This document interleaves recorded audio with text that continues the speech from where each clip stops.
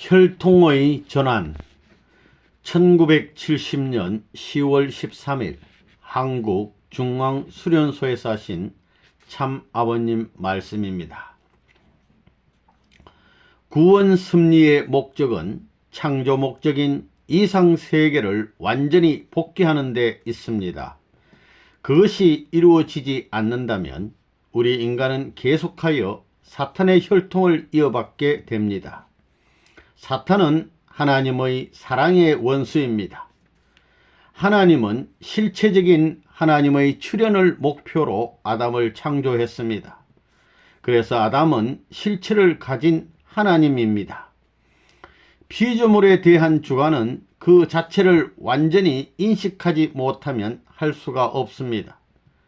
피조물은 그를 창조하신 하나님 이외에는 완전한 주관을 할 수 없습니다. 아담도 하나님의 지으심을 받은 존재이므로 피조물을 관장해서 이를 완전 주관한다는 것은 불가능한 것입니다. 그러므로 아담을 내세워 그 아담 속에 하나님이 직접 내재하시고자 했습니다. 아담의 육체를 하나님의 공명체와 같은 입장에 세워놓고 하나님이 직접 천주를 주관하려고 했던 것입니다. 만물은 유형실체로 존재하지만 하나님은 무형으로 계십니다. 하나님은 아무런 형상도 가지고 있지 않지만 크다고 하면 무한대요, 작다고 하면 무한으로 작은 분이십니다. 피조 세계를 주관하려면 그 주인적 인격, 주체적 인격으로서의 형상을 갖지 않으면 안 됩니다. 하나님은 이 지상 만물의 주관뿐 아니라 무한한 영계도 주관해야 합니다. 천사장이라든가 여러 종류의 무형실체 세계까지도 주관하려면 역시 그 중심적인 타입, 곧 형상이 필요합니다. 그래서 하나님은 아담을 창조하셨던 것입니다. 아담을 통해서 무형실체 세계와 유형실체 세계를 모두 주관하려고 하신 것이 하나님의 소망이었습니다. 하나의 인격적인 하나님으로서 나타나는 표시를 형성시키기 위해 아담이라는 실체를 필요로 하신 것입니다. 아담의 완성과 더불어 이른바 하나님의 형상이 완성되는 것입니다.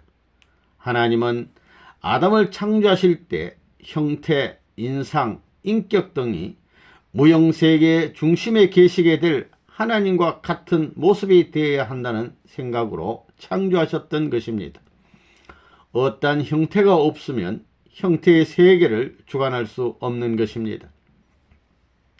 아담과 그 하나님과 하나가 되어야 합니다. 이를 결부시키는 것은 사랑입니다. 존재 세계의 평면적인 대표자는 인간이며 입체적인 대표자는 하나님입니다. 이것을 영원히 결부시키는 중심점이 바로 사랑이라는 끈입니다.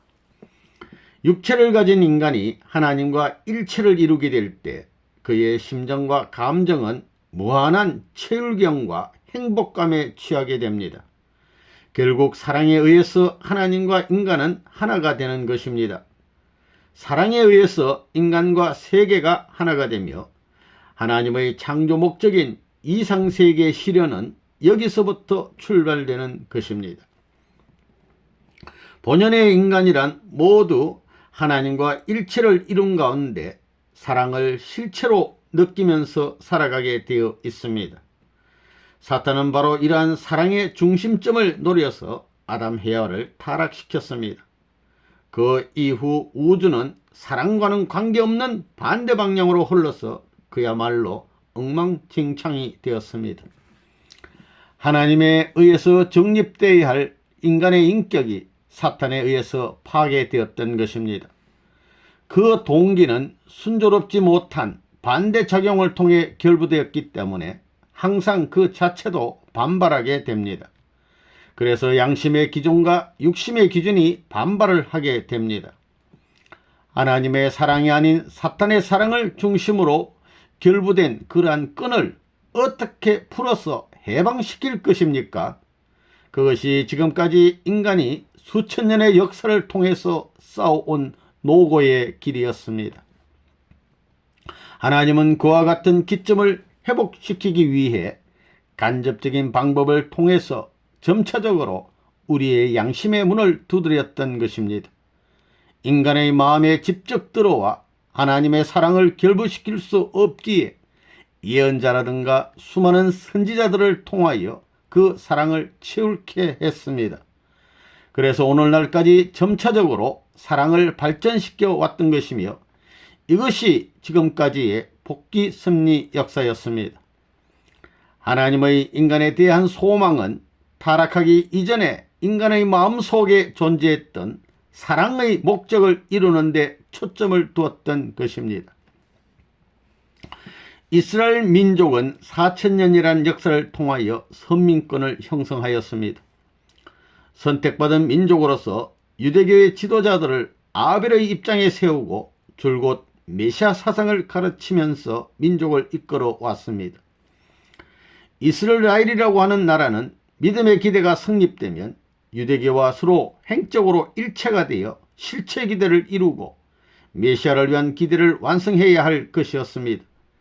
이 기대를 위해 하나님은 4000년 역사를 고생시켰던 것입니다.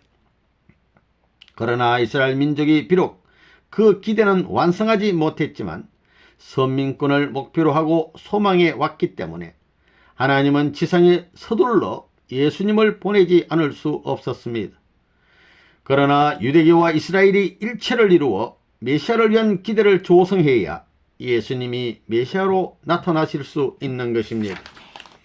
그렇지 못할 경우에는 참부모로 오시는 메시아를 맞이할 수 없으며 새로운 사랑을 중심으로 한 혈통전환이란 생각할 수 없는 것입니다. 우리에게 메시아가 필요한 까닭은 곧 구원을 받기 위해서입니다. 그러면 구원에 필요한 근본적인 기점은 무엇입니까? 그것은 하나님의 사랑의 접촉점으로 돌아가는 일입니다. 그런데 인간은 하나에서 10가지 모든 것이 하나님과는 관계없는 사탄의 실체를 가진 존재가 되어버렸습니다. 이것은 하나님의 사랑과는 정반대되는 까닭에 탕감하지 않으면 안 되는 것입니다. 탕감이란 원죄를 제거하는 것이며 원죄를 제거하는 데는 혈통적인 것이 근본적으로 존재합니다. 혈통적인 것은 타락 인간으로서는 도저히 해결할 수 없는 것입니다. 그래서 메시아가 필요한 것입니다. 인간들의 대를 이어온 사탄의 혈통을 뽑아내는 일을 할 수 있는 사람이 있다면 그것은 참 부모인 것입니다.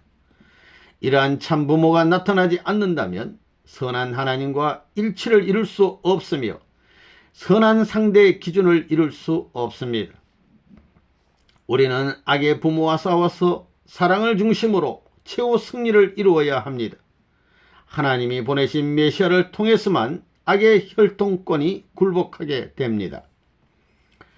예수님께서는 바로 그러한 승리의 기준을 원하셨습니다. 그래서 예수님 한 몸으로서 이를 이루기 위해 3년간의 공생에 앞서 나를 누구보다 더 사랑하라고 선포하신 것입니다. 아비와 어미를 나보다 더 사랑하는 자는 내게 합당치 아니하고 아들이나 딸을 나보다 더 사랑하는 자도 내게 합당치 않다고 하셨으며 또 자기 십자가를 지고 나를 쫓지 않는 자도 합당치 않다고 하셨습니다. 혈통을 전환하는 것은 메시아가 할는지 모르나 전환하도록 행동하는 것은 자기 자신이 아니면 안 된다고 했습니다. 이러한 기준이 이룩되지 않는 한 우리는 구원의 길에 이르지 못합니다. 그것은 결코 쉽게 이루어지지 않고 죽느냐 사느냐의 경지를 통과해야 합니다. 40일 단식 기도라든가 피를 토하는 죽음의 경지에 가야 혈통 전환이 가능합니다. 목숨보다도 육체의 생명보다도 하나님의 사랑을 중심으로 일관한 예수님의 생애는 싸움 중의 싸움이었습니다. 또한 요셉 가정에서의 박해는 인간으로서는 견디기 힘든 과정이었습니다.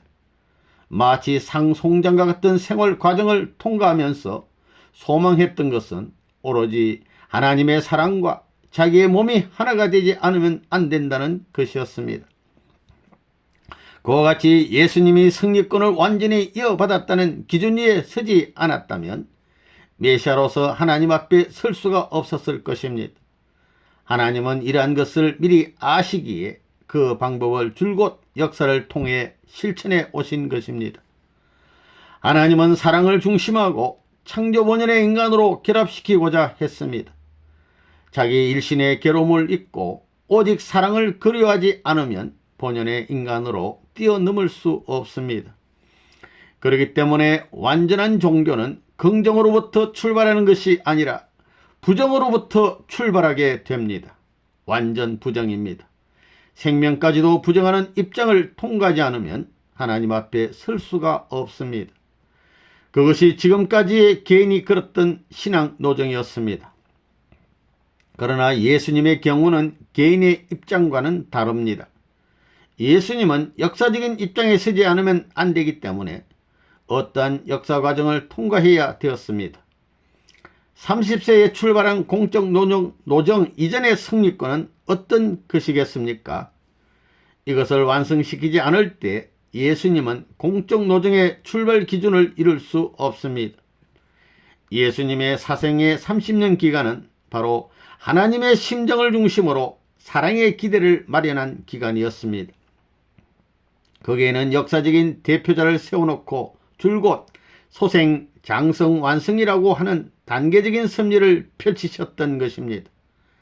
악의 부모로부터 출발한 인류 역사이기 때문에 참 부모의 가정 기준을 더듬어 사랑의 실천을 전개했습니다. 이러한 사랑의 기대를 토로하여 완전한 전환의 역사를 발전시켰던 것입니다. 사람이 태어나는 것은 남자로부터 생명의 씨가 여자에게 들어감으로부터입니다. 그렇다면 이 전환의 길은 어디로 가서 그 교차점을 만들어야 하겠습니까? 그것은 여자의 복종입니다. 역사는 줄곧 그곳, 즉 원점으로 되돌아가는 조건을 세우는 역사였습니다. 그렇다면 여자의 복종에서 아기가 잉태한다고 할 때 거기에는 남자가 있어야 하고 결국 가정이 형성되어야 하는 것입니다. 그러나 완전 복귀라는 것을 생각할 때 남자의 골육 속에 숨어있는 아기의 씨가 출발이 됩니다. 즉, 그 남자의 혈육 속에 있는 아기의 씨의 기준까지 하나님의 사랑을 중심으로 일체가 되었다는 조건을 세워야 합니다. 그 과정을 통과하지 않으면 완전한 혈통적 전환의 기대를 위한 조건을 충족시킬 수 없습니다. 이렇게 볼 때 종교는 인간은 또다시 태어나지 않으면 안 된다, 즉 중생해야 한다는 내용을 가진 종교가 되어야 합니다. 니고데모와 예수님의 문답과 같이 거듭나지 않고는 천국으로 갈 수 없다는 것입니다. 그러면 어디를 겨냥해서 되살아나는 기반을 출발시킬 것인가? 가령 30세에 예수님을 믿었다고 해서 거듭난다고 생각하면 큰 잘못입니다. 심정적 내용의 발성지는 30세부터가 아닙니다. 그것에 도달했다는 심정 상속 조건을 세우지 않으면 거듭나는 출발과 동기는 성립되지 않습니다.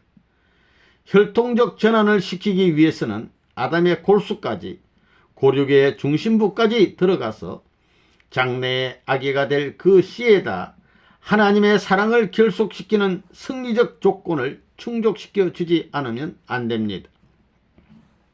지금까지 크리스찬들은 예수님을 주님으로 믿고 있습니다. 예수님이 모든 사랑의 근원이라 생각하고 그 속으로 들어가고 싶어하는 마음을 가지고 있습니다. 곧 일체가 되려고 하고 있습니다. 그러나 목마르게 그리워하는 경지에 들어가야 예수님과 일체가 됩니다. 예수님이 슬퍼지면 자신도 슬퍼지고 예수님이 기뻐하면 함께 기뻐해야 됩니다. 그렇지 않다면 전혀 예수님과는 상관이 없습니다. 그렇다면 예수님을 믿는다고 하는 것은 무엇입니까? 예수님은 남자로서 타락하지 않은 원래의 아담인 것입니다. 즉 영적인 아버지이십니다. 그런 예수님과 하나가 되지 않으면 부활이란 있을 수 없게 됩니다. 그래서 기독교 신앙은 예수님을 목마르게 그리워하는 채울 신앙이라고 볼 수 있습니다. 예수님을 신랑으로 모시고 그 골수에 이르기까지 애정이 맞닿아야 합니다. 예수를 신랑으로 가르치는 데 대한 첫째 이유는 예수의 고육으로 들어가야 한다는 데 있습니다.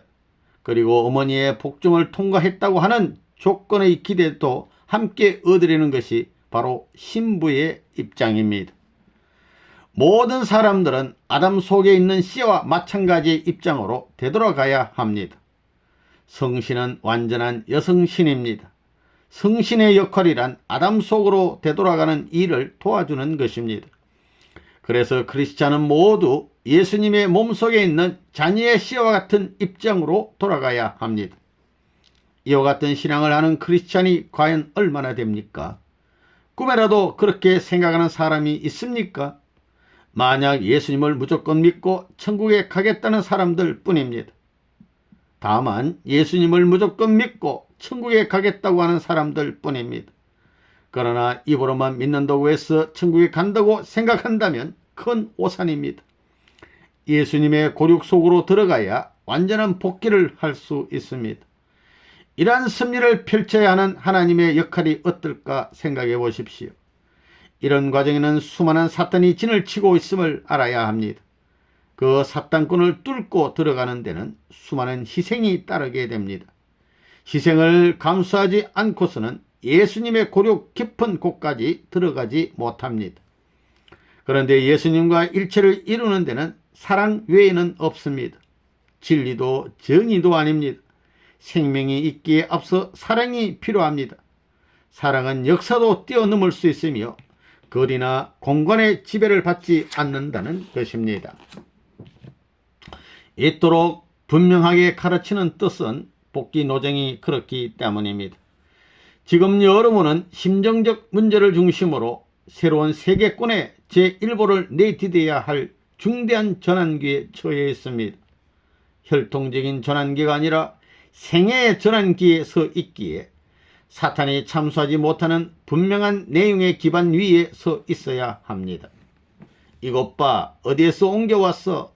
어디에서 출발했어? 타락하지 않은 에덴 동산 하나님의 품에서 무엇이 그러냐고 물을 경우 이것이 이렇지 않느냐는 분명한 입증을 할 수 있어야 합니다. 자기로서는 입장이 난처하지만 어떤 분이 해주신 것이라 할 때 사탄이 머리를 숙이지 않을 수 없습니다. 마치 어느 건축물의 소유권이 종이 한 장으로 자유로이 드나들 수 있는 것과 마찬가지입니다. 이렇게 예수님 속으로 들어가 하나님의 사랑에 접해야 합니다. 그리고 참 부모의 혈육에 접할 수 있는 인연을 세웠다는 조건을 충족시켜야 합니다. 거기서부터 예수님과 성령이 서로 그리워하는 사랑의 길을 더듬어 가야 거듭 태어나는 것입니다. 또한 여자가 남자를 사모하며 남자가 여자를 그리워하듯 일치된 사랑의 경지를 통과해야 거듭납니다. 성신은 감동의 역할을 합니다. 성신의 감동을 받으면 예수님이 몹시 그리워집니다. 예수님은 신랑이요 성신은 신부입니다. 기독교의 부활의 원리는 바로 두 실체가 하나가 되었을 때 비로소 새롭게 되는 것입니다. 하나님도 이 때문에 역사 과정을 통과하셨습니다. 이와 같은 일이 있었기에 6천년이라는 시간이 흘렀던 것입니다. 오늘날과 같이 절망적인 세계에 선생님과 같은 사나이가 나타났다고 할 때 여러분은 아마 기쁘다고 할 것입니다. 그러나 선생님은 평생 동안 목숨을 걸고 싸워 나왔습니다. 세상에서 고통스러운 일이란 피할 수 있지만 이 일은 피할 수도 없습니다. 완력이나 폭력을 가지고도 되는 일이 아닙니다. 원리 원칙에 따라 하지 않으면 사방에서 몰아치는 화살을 피하지 못합니다. 이러한 싸움은 하나님께서 천지를 창조하시는 일보다 더 어려운 일이 아닌가 하고도 생각됩니다. 그와 같은 일을 할 때에 탕감의 조건을 세워 내적 기반을 닦아왔음을 여러분은 꿈에도 생각하지 못했을 것입니다. 그러한 기반을 토로하여 전환점을 이루었다는 것은 천주적인 승리라고 할 수 있습니다. 역사는 싸움으로부터 시작됩니다. 아담 가정에서는 아벨과 가인이 싸웠습니다. 그런데 가인을 아우의 입장에 세워야 합니다. 형님이 어떻게 아우 입장이 되느냐 하지만 그렇게 하지 않으면 사탄을 끌어낼 수가 없기 때문입니다. 이 싸움은 태어나면서부터 형제지간의 싸움이었습니다. 가인 한 사람 태어나면 아벨도 한 사람이 태어났습니다. 에서와 야곱도 쌍둥이로 태어났지만 다 자란 후에 싸웠습니다. 이 둘은 어머니의 복중에서부터 싸우기도 했습니다. 다말에 관해 연구를 하면 원리의 모든 것을 알 수 있습니다. 다말은 시아버지와 관계하여 아들을 낳았습니다. 그런데 시아버지와 관계에서 태어난 아이가 어떻게 이스라엘의 혈통을 이어받을 수 있었겠습니까? 세상에 그런 일이 있을 수 있습니까? 솔로몬의 어머니는 누구입니까? 그의 어머니인 바세바는 우리아의 아내였습니다. 다윗 왕이 우리아의 아내를 빼앗은 것입니다. 우리아의 아내는 말하자면 제2의 부인이었습니다. 여기서 다윗은 아담의 입장이요, 우리아는 천사장의 입장입니다. 그리고 천사장의 아내는 복귀하지 않으면 안 되는 헤아의 입장이 됩니다. 천사장이 아담의 상대자인 헤아를 타락시켜 끌고 갔습니다. 사랑으로 점령하고 훔쳐갔습니다. 그것을 탕감하려면 그러한 삼각관계에서 되돌아가도록 하지 않으면 안 됩니다. 그와 같은 원리적 기준에 입각한 조건을 세운 기대 위에 태어난 아이는 하늘의 영광스러운 아이로 태어나는 것입니다. 솔로몬은 영광의 아이입니다. 다말은 자기의 시아버지하고 관계를 했습니다. 그런데 시아버지와 관계에 있어서의 정신은 훌륭한 것이었습니다. 당시의 법도에 의하면 음행을 한 여자는 돌로 쳐 죽이게 되어 있습니다. 다말은 첫째 남편과 두 번째 남편을 잃었으나 혈통을 지켜야 된다고 생각했습니다. 그래서 체면이나 위신은 문제가 되지 않았습니다. 하나님이 원하시는 혈통을 어떻게 하면 남길 수 있을까 하는 것만이 문제였습니다. 혈통을 사랑했기에 혈통을 복귀하지 않으면 안 된다는 일념뿐이었습니다. 하나님의 섭리권으로 돌아가는 조건을 세우기 위해 시아버지와 관계를 할 수 있었던 것입니다. 이를 보아서 시아버지는 곧 자기의 아버지인 것입니다. 복중 승리를 거둔 기준은 줄곧 이스라엘과 유대교의 자손에게 이어져 발전해 갑니다. 왜 그것이 국가적인 기준에 서지 않으면 안 되는 것일까요? 그것은 사탄 세계의 국가가 세워져 있기에 그렇습니다.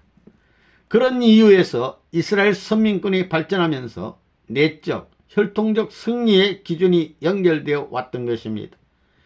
체면이나 위신이나 사회적 환경과 같은 것은 모두 있고 오직 하나님의 뜻이 전부라고 하는 대표적인 심정을 지닌 사랑의 딸이 마리아입니다. 승리를 거둔 기준을 이어받는 복중에는 사탄이 참수할 수 있는 내용이 없다는 것입니다. 그 기반에서 마리아를 통해 예수님이 잉태된 것입니다. 그래서 예수님은 역사적인 싸움을 끝낸 승리의 하나님 앞에 태어날 자격 조건을 완성시킨 기반 위에 태어난 것입니다.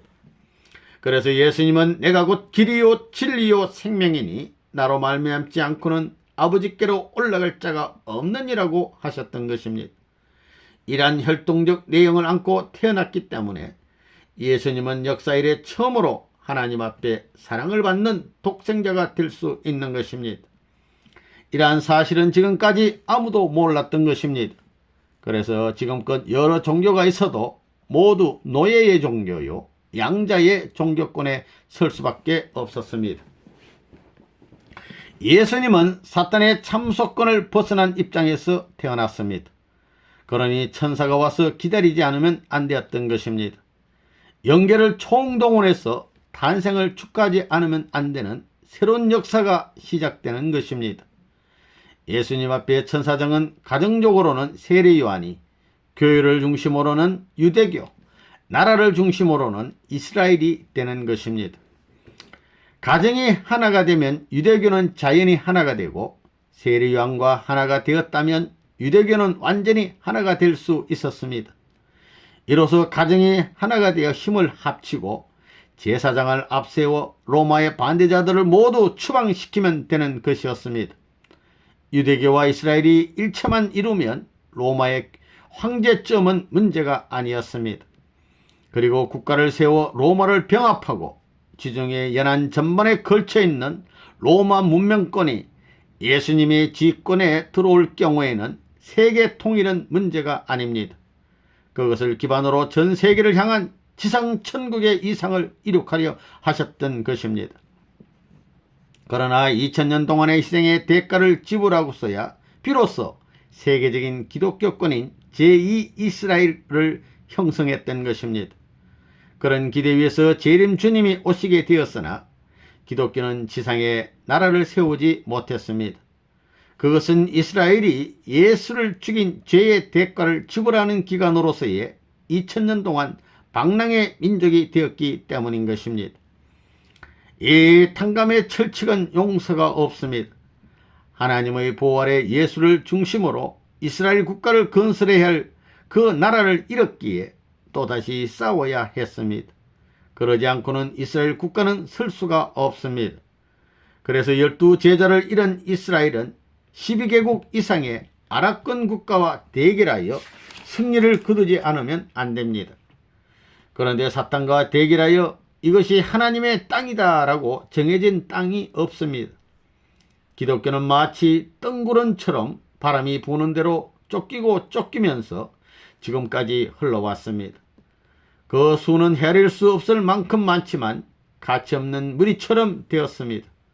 수많은 정권과의 싸움을 방비할 수 있는 법칙이 없으니 종교와 정치를 분리한다는 조건을 제시하기에 이르렀습니다.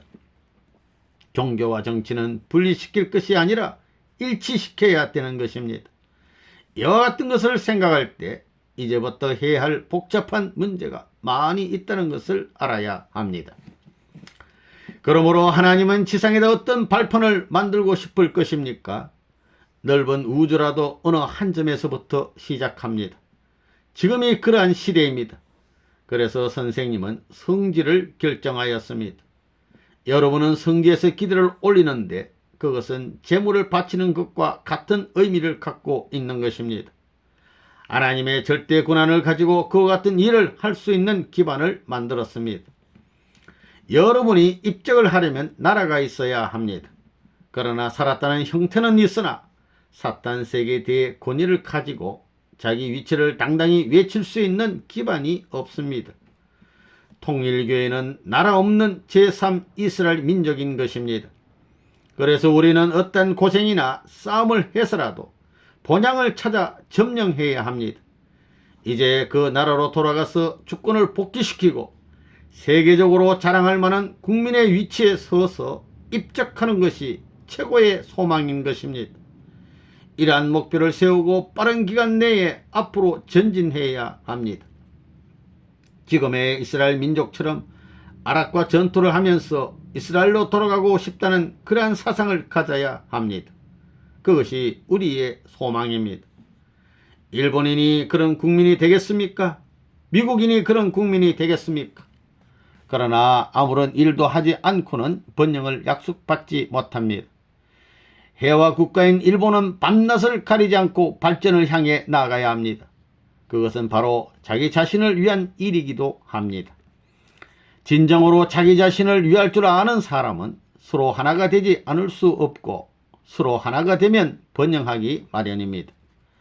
예수님은 가엾게 돌아가셨습니다. 그러나 예수님께서 역사적인 사명을 다 한다는 원리적 관점에서의 재림은 반드시 이루어져야 합니다. 그러지 않고는 숙명의 과제를 해결할 길이 없습니다. 재림하실 때는 세계적인 기반을 다지지 않은 터 위에서는 오실 수 없습니다. 이러한 슬픈 입장을 뛰어넘는 데는 2000년이 걸려야 했습니다. 지금의 민주주의 국가권은 바로 제2 이스라엘의 세계적 국가 기준입니다. 즉 영적 기준인 것입니다. 그 영적 기준은 세계권 민주국가, 유대교회권, 종교권, 기독교권을 이루고 있습니다. 여기서 기독교의 세계적 기대를 중심으로 하여 생각할 때 거기에는 3단계의 과정을 통과해 온 것을 알 수 있습니다. 구교인 가톨릭의 소생 과정을 통과하고 장성 과정을 거친 것이 개신교입니다. 그것을 원리적으로 보았을 때 가톨릭은 법률적 신앙이요 구약적 신앙이고 신교는 신약적 신앙입니다. 그렇다면 신교가 주장하는 말씀의 실체는 무엇이겠습니까? 바로 재림하시는 주님이십니다. 아울러 심정을 갖추고 하나님 앞에 서야 했습니다. 통일교회가 기반을 마련하려면 신약적 사명이 있는 신교를 맞아들여야 합니다. 그를 맞아들여 일체가 될 경우에는 소생, 장성, 완성이 단번에 완성됩니다. 유대교를 중심으로 이스라엘이 자인이 일체가 되듯 기독교가 일체가 되면 민주주의 국가는 자인이 일체가 되지 않을 수 없습니다. 공산권이 건세에 있어 문제가 되었던 것은 제2차 대전 이후의 일이었습니다. 적어도 14년이 지난 후부터였습니다. 그것은 또 최후의 7년 동안의 싸움을 하지 않으면 안 된다는 기준이 되어 있습니다. 원리를 통해서 세계 정세를 살펴보면 매우 재미있는 현상을 볼 수 있습니다. 선생님이 그래야 할 사명은 외롭게 혼자서 가야 할 길이라는 것을 알아야 합니다.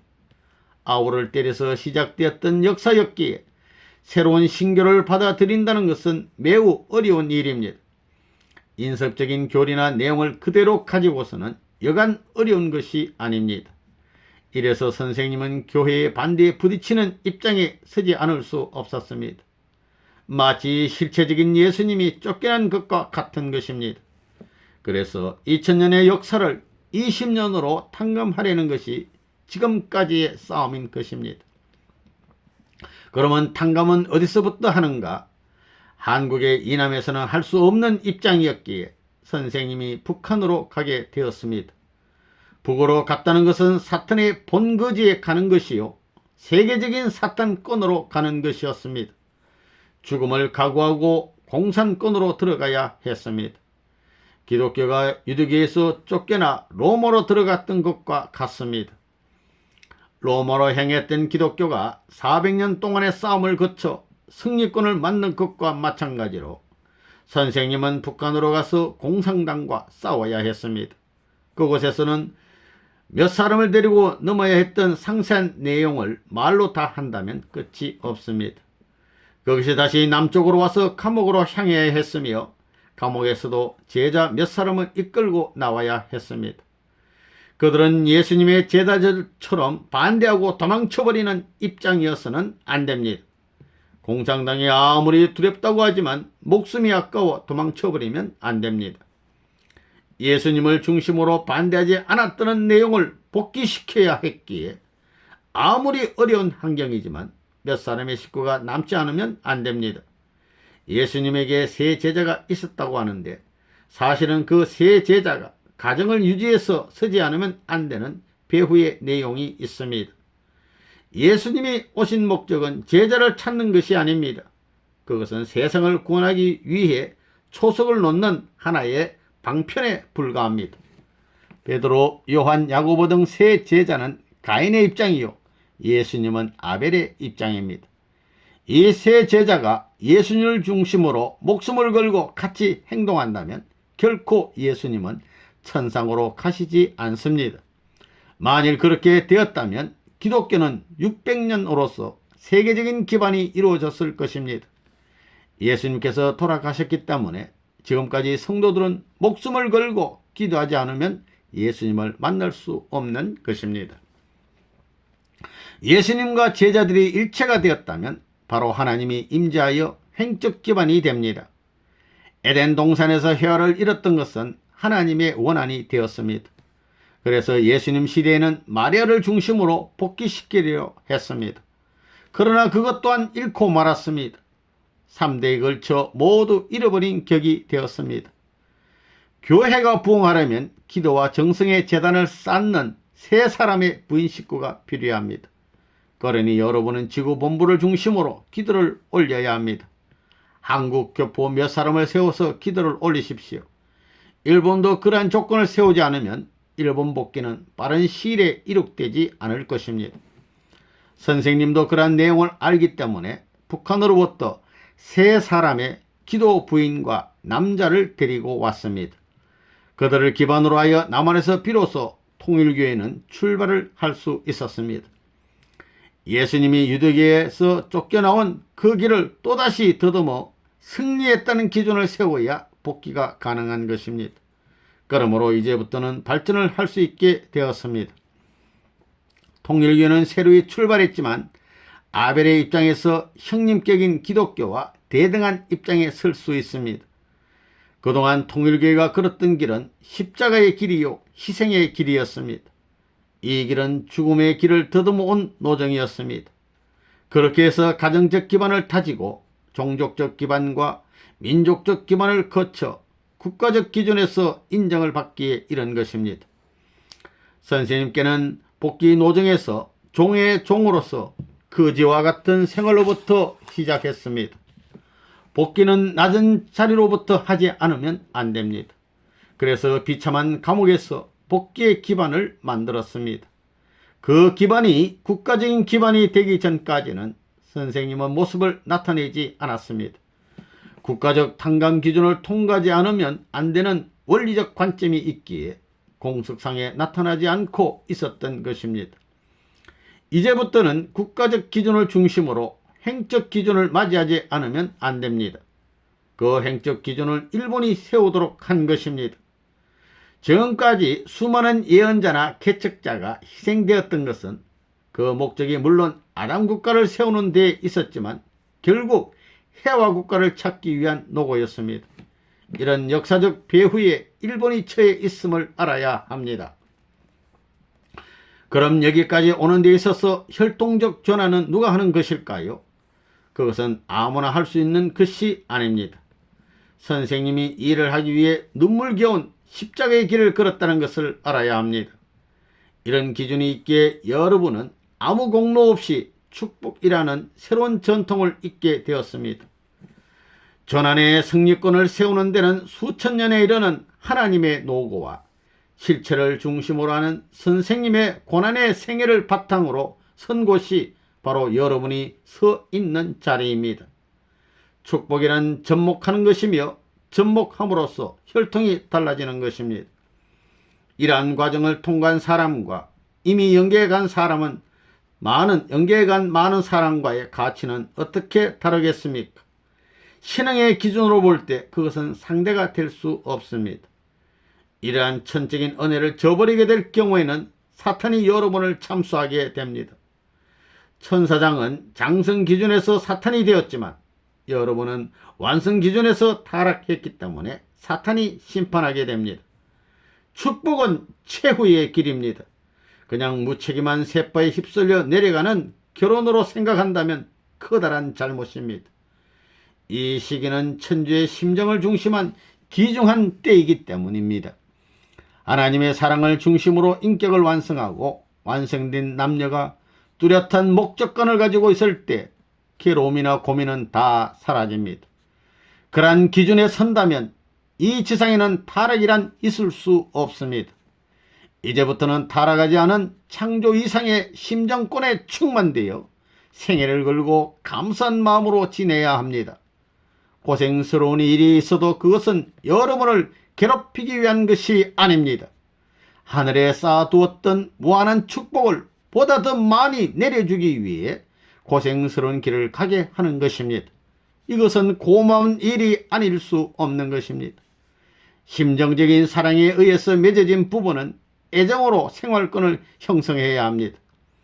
영원한 하나님의 나라로 들어가려면 뚜렷한 목적과 신념을 가지고 하나님의 창조 목적을 이루는 부부가 되어야겠습니다.